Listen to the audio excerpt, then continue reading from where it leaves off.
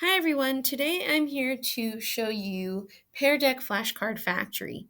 And this is a feature within Peardeck that allows your students to review material and create virtual flashcards. So you find Flashcard Factory by going to peardeck.com, clicking the Get Started tab, and it pops up as an option in the drop-down menu. Once you click this, it will take you to this page within Peardeck with different resources, and this is where you will click to start Flashcard Factory. Peardeck Flashcard Factory was intended to review content area vocabulary terms. So, as a teacher, you will have to create the vocabulary list that you want your students to use to create their own flashcards. So, if my students were learning about weather, I would want to create a list of various weather terms that they can use to create their own flashcards. So I would do that by typing in the word, and then I can type in a definition of my choosing. If I don't have one, I can use the search feature and select from the various options that pop up. Now I can add multiple terms to my list, but once I have created my list of vocabulary terms, I'm going to click Play Flashcard Factory. At this point, it will pop up a join code for your students. So that way they will be then added to these two groups. So Peardeck partners students and puts them either in the day shift or night shift groups. And that just means that one will be doing writing and one will be doing drawing, which we'll see on the next screen. You can shuffle the teams until you have the pairings that meet the needs of your classroom.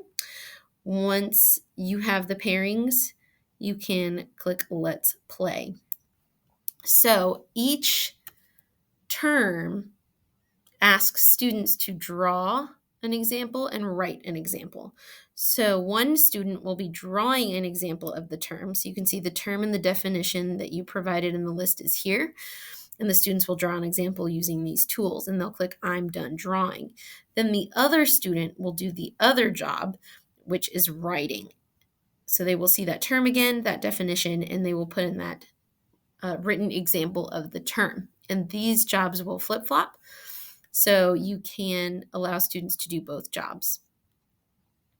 So once students have created their virtual flashcards as pairs, they will see this and they can review their work. So they can edit it as needed, but once they think that they have accomplished their task, they will click the check button here and ship it to the factory. So students will see on their screen a finished example of their flashcard, but the teacher will see this on their screen, and the teacher can have this displayed up in their room, and the flashcards will come down on the conveyor belt, and the class can agree whether or not the flashcards have met the criteria. And if they have, then they will be printed and shipped. So you will click the green check button. So once you have gone through all of the flashcards and approved them, you can save your session and print your flashcards. And this way you can access them at any point in time that you need.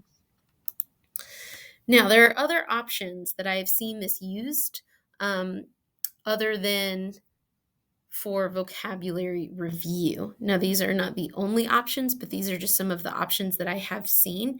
So I've seen this used for reviewing of math facts, fractions, and different representations of numbers. I've seen it used to represent elements on the periodic table, life cycle stages. I've seen it used to represent events in a timeline or depict different factors that contributed to major historical events. And I've also seen it used to provide examples of different parts of speech or creating biographies for different characters. So there's lots of different ways that this can be used. And the way that you would do that is instead of typing the term and the definition, you would write 2 times 2, and you can provide the answer in the definition line.